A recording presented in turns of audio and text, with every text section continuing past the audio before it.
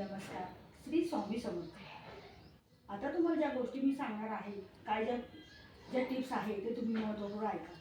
कसं आहे, आजकालच्या धागाधागीच्या जीवनामध्ये प्रत्येक स्त्रियांना स्वतःची काळजी सुद्धा घेता येत नाही. आता आपलं समजा 30शी ओलांडली किंवा मुली 25 वर्षाची झाली, 30 वर्षाची झाली तर लगेच तिला थकल्याने होतं.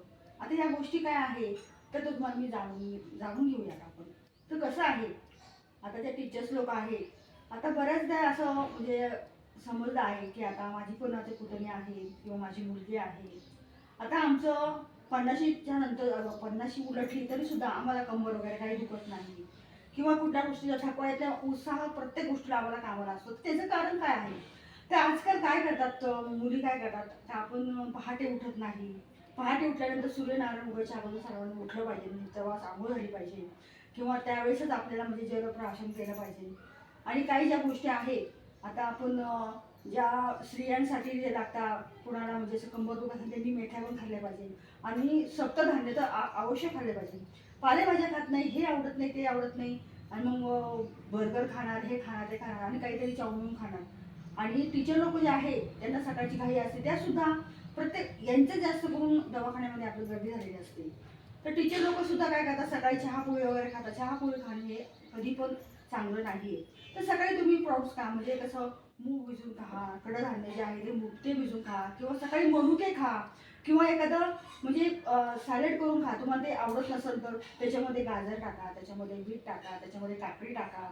ते सगळं मिळून असे त्याचे म्हणजे कडधान्याचे जे मोड आलेले आहे तर त्याच्यामध्ये तुम्ही सर्व फळं टाकून त्याच्यामध्ये लिंबू थोडंसं सैरव मीठ आणि किंवा काळं मीठ टाकून तुम्ही अवश्य ह्या गोष्टी तुम्ही खाल्ल्या, सकाळी पोट भरतो, नाश्ता पण होणार आहे तुम्हाला, दिवसभर तुम्हाला थकवा सुद्धा जाणवणार नाही.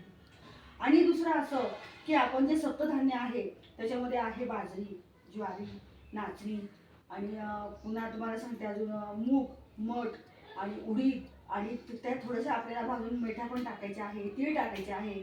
आता हे सगळं धान्य आपण थोडंसं भाजून दळून आणायचं. दळून आणलं तर एखादी म्हणजे आता आपण आपल्या मुलांना सुद्धा काही सगळ्या गोष्टी आपल्या पोटात जात नाही, तर ज्वारी ते ही आवश्यक खायची आहे.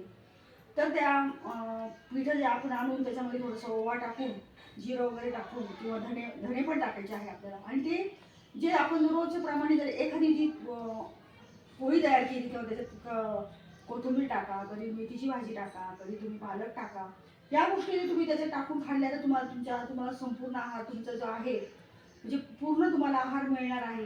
आणि तुमच्या म्हणजे असं दवाखान्यामध्ये जायच्या सुद्धा आपल्याला वेळ येणार नाही. आणि मनुके जे आहे ते मनुके तुम्ही रोज संध्याकाळी भिजून सकाळी जर खाल्ले मूठ भरून मनुके, तरी सुद्धा तुमचा आयन तुम्हाला म्हणजे असं तुम्हाला काय म्हणतात, थकवा जो आहे तो जाणवणार नाही. 2 खजूर आहे, मनुके आहे, ते भिजत घालायचे संध्याकाळी आणि सकाळी खायचे. थोडेसे बदाम भिजत घालायचे, ते सकाळी खायचे. तुम्ही जे ह्याप्रमाणे जर खाल्लं किंवा आणि वेफर्स वगैरे आणून आपण पोट भरवतो, आपल्याला भूक लागली की आपण चाऊमिन खातो, ते खायचं नाही. त्या गोष्टी कधी खायच्या नाही. ते कधी तळलेले आहेत मान्य आहे, ते खा, तुम्ही कधी नव्हत खा, परंतु आपल्या मुलांना सुद्धा ती खायची सवय लावायची नाही. आणि घरामध्ये फुटाणे आहे किंवा आपण घरामध्ये तयार केलेले, समजा आता आपण डाळवाटी करतो, डाळवाटी करून ती डब्यामध्ये भरून ठेवतो. आणि त्यामध्ये मुलांना ती एक बिस्किट म्हणून देऊ शकतो. आपण स्वतः घरी तयार करायचं आहे. या गोष्टी जर तुम्ही आपण पाळल्या तर आपले मुलं सुद्धा आजारी पडणार नाही आणि आपणही आजारी पडणार. आणि प्रत्येक वेळेस असे नवीन ज्या स्त्रिया आहेत त्यांना बाळ झालेलं असतं, त्यांना त्यांच्या छातीमध्ये कायम खरगर गरगर गरगर आवाज येत असतो. तर तो घरघर आवाज येणं किंवा सर्दी होणं या गोष्टी ज्या आहेत ते आता आजकालच्या स्त्रियांना कळत नाही, कारण आता विभक्त कुटुंब झालेलं आहे. आता त्या जुन्या आजीचा बटवा आहे त्याच्यामध्ये ज्या गोष्टी आहेत त्या आपण आवर्जून पाहिल्या पाहिजे आणि ऐकल्या पाहिजे.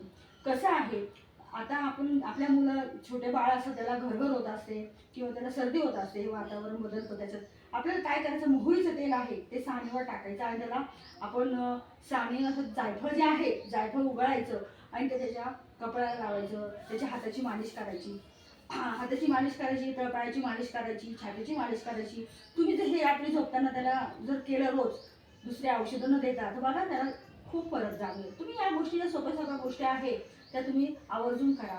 आणि रोज तुम्ही कोशिंबीर ही नक्की खा आणि तंदुरुस्त राहा. रोज एक सफरचंद खा, कधी तुम्हाला दवाखान्यात जावं लागेल. धन्यवाद, नमस्कार. या गोष्टी तुम्ही अवश्य करा आणि प्राणायाम करायचं कधीही सोडू नका. नमस्कार, धन्यवाद. तुम्ही सर्वजण चांगले राहावे हीच माझी स्वामींच्या चरणी प्रार्थना आहे.